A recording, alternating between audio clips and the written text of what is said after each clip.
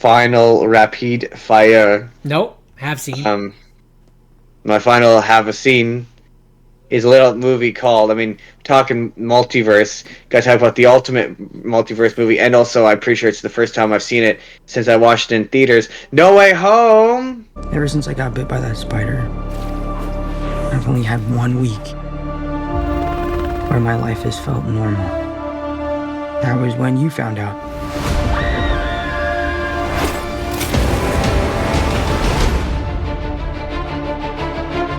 When you botched that spell where you wanted everyone to forget the Peter Parker Spider-Man,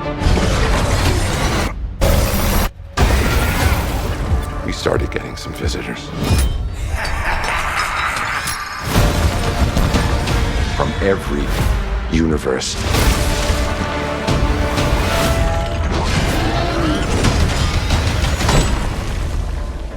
Hello, Peter. Da da da da da da da la la da da da la la da. No, wait, that's X-Men. X-Men. Okay. That's so the spirit of this show has always been you say nice things about the stuff you don't like and you're critical of the stuff you like. And I still like this movie. This movie has narrative issues. That's the point of another universe's show. The point of this universe is just to talk about movies. It's to shamelessly heap praise on things that don't deserve it. Yeah, So let's talk about that Superman Batman movie. We love that in this universe, right? Like, this universe, we love that movie.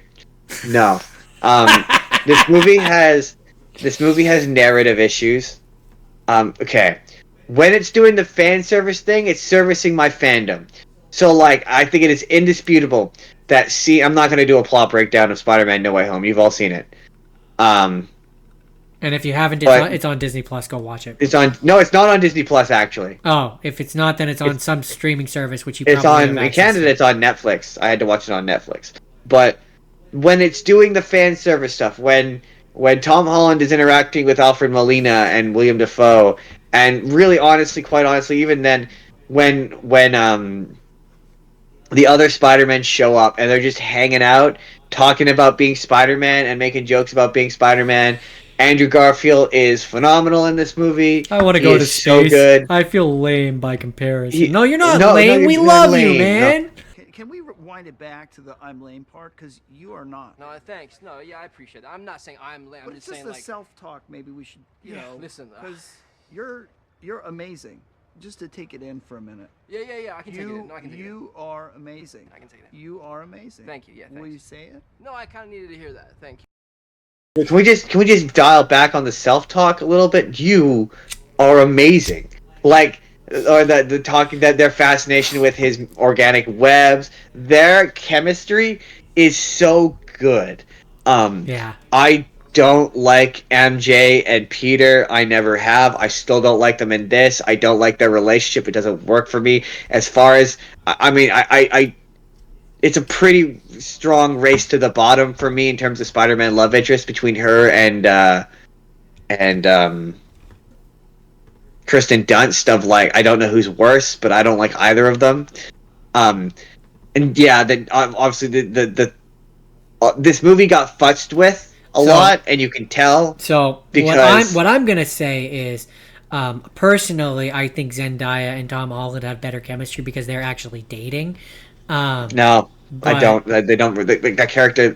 No, it doesn't. It doesn't read on screen. It just doesn't. It's not the best. The best Spider-Man couple is Andrew Garfield and Emma Stone. Oh, absolutely. I absolutely they have the agree funniest with that. Back and forth. But they're the best. But couple. you weren't bringing them into the. You were talking about the MJs, the battle of the MJs, and I just don't think that Kristen Dunst does a good MJ. No, well, but to be fair, MJ in the Tom Holland is not Mary Jane Watson, so I don't think that's a fair comparison. But I just think she's bland. Her core. It just doesn't. Their relationship doesn't work to me. I don't find her particularly engaging or compelling or interesting. I will say she does have some funny bits with Andrew Garfield. Andrew Garfield saving her is a really nice moment. But anything involving the villains doesn't make any sense. The conceit of it starts off they've all fought Spider-Man. Then it becomes they've all killed Spider-Man, except for they haven't all killed Spider-Man. No. Like, technically speaking, it's not that they've all killed Spider-Man. It's that Spider-Man has killed all of them, which no, he hasn't. Right, exactly. And some of them aren't even enemies anymore. Like Sandman isn't even really an enemy. Why are some of them being yanked? Why would you not grab Sandman while he was still a bad guy? What they should have said instead of you killed all of them, it should have been you've defeated all of them. That makes it make more sense. Right, exactly. And also, like, Octavius is like, oh, it's been years since Norman Osborn died, but for him it's been 2 years. It's still technically years. Right, but he's saying it with the tone of voice that it's been like the amount of time since the first movie, decades. But he got yanked right as the sun sank. So for him, in his perspective, Norman only died 2 years ago. Not even. I think it's like a year in between the first and second movie. Like, it's not that long. But I mean, again, if I'm going to be pedantic, not that much of a time jump. It's still been years. Sure, but again, the language still works. The reading doesn't, though. That's my point. And like the movie needs a big climactic fight at the end where Spider-Man fights all the bad guys, but like, so they don't want to like Electro in particular. His motivations are messy. Like, he shows up at the end to get the box, and he says he wants to destroy the box, but destroying the box would free the spell, which would send them home. So he doesn't want to destroy the box, but he needs to want to destroy the box so Spider-Man can fight him. And it's the same thing with Sandman. He shows up at the end. He's like, "Give me the box, Peter," all antagonistically. But why? He doesn't want Peter to press the button and send them back, but he does because he wants to go back home to his kid. So I'm saying it comes across that this was different, and it was different. Like, at one point, Venom was going to show up. Venom was going to be in it. Like, more than the cameo than he was in it. It was gonna. There's concept art of Tom Holland Spider-Man fighting the Topher Grace Venom, or it was like the Topher Grace Venom and the Tom Hardy Venom being together. Like, they were gonna be in that third act at one point. So it's a messy script, and it's a messy film. So sorry, go ahead. I was gonna say, when it works, it's fun. I will not deny that, like, yeah, that money shot of the three Spider-Men dropping, or them all hanging out in costume talking together, it's a surreal moment, and it's indisputably cool. Oh, absolutely.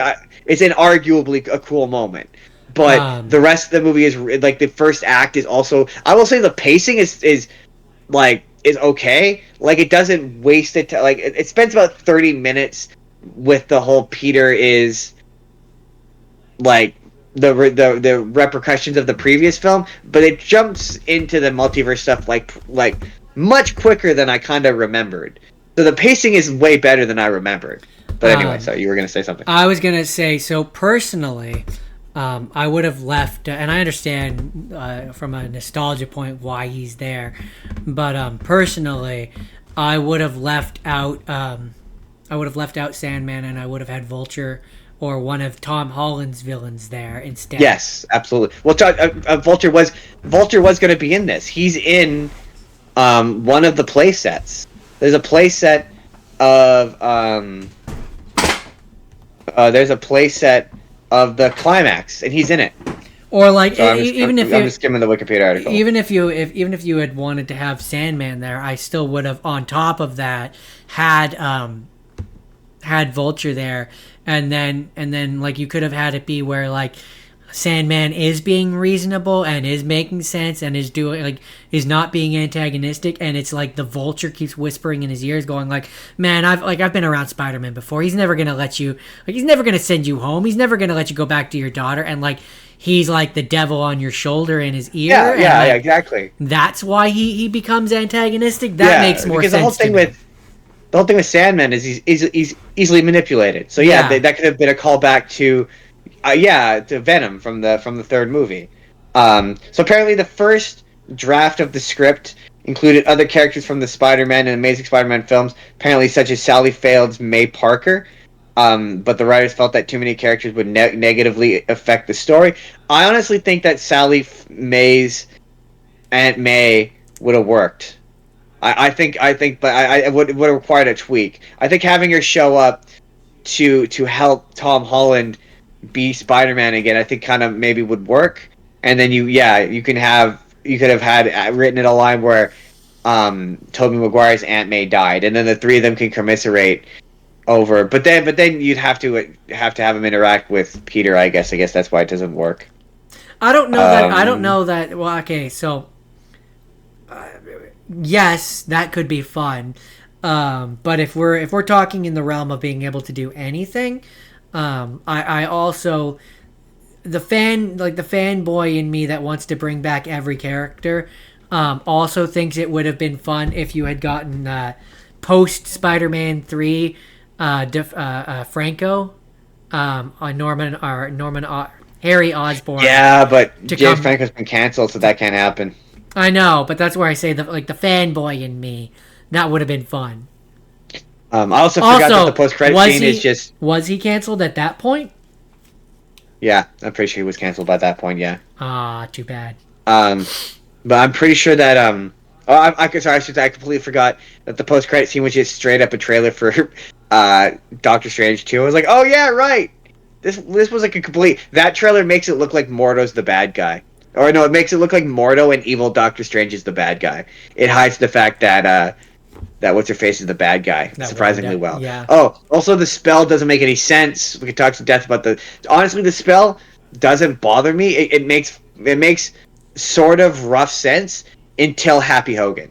Happy Hogan's the part where that falls apart, because he says his dialogue in that scene where he goes to visit Aunt May's funeral or grave, right? Yeah. Grave, and he asks, how does he know Aunt May?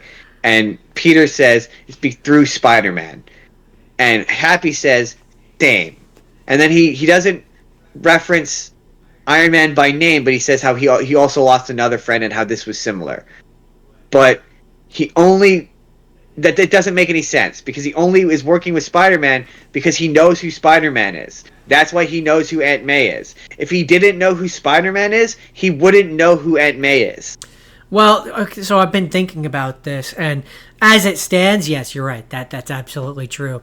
Now, that being said, they can fix the problem or retcon the problem to a degree in the next one by implying that Happy, in this version of events, this how Happy remembers or whatever, Happy discovered May through Feast. They could retcon it and say that he found out about May, or he found May in a different way. They can fix it. They can fix it, but as you're right, as it currently stands, it doesn't make sense. Well, to be fair, there's a deleted scene in because they released, there's an extended version that put in a bunch of deleted scenes, and I think there's a deleted scene that shows what the school is like now that he's been disappeared, so you kind of know and to my basic recollection, it was something to the effect of it didn't alter time, it just altered memories. It did. He did go to the school, just nobody remembers him. Right. But then also he's got, at the end you see he has his GED book, implying that he was unable to graduate from high school. So yeah, the next movie really needs to iron those out. Also, I bring back MJ and Ned. Don't bring back MJ and Ned. I stand by that. Don't bring them back. I think the reason why he has his GED book is not because he couldn't finish high school. He didn't finish high school before the spell happened.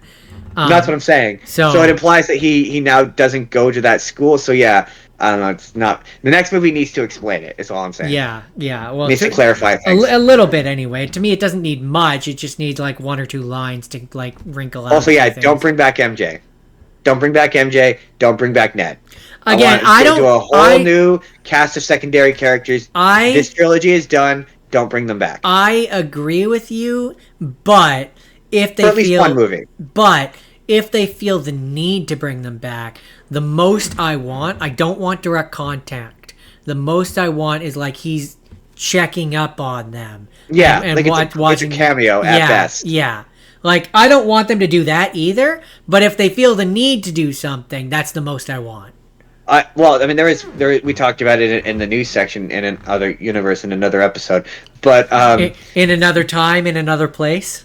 yeah, we talked about how she was in the new script for the new movie, but she was dissatisfied with how much she was in it. Was the rumor, which implies to me, which implies to me that she was a cameo. She was not in it a bunch, and I'm hoping that she rejected it outright and is not in it.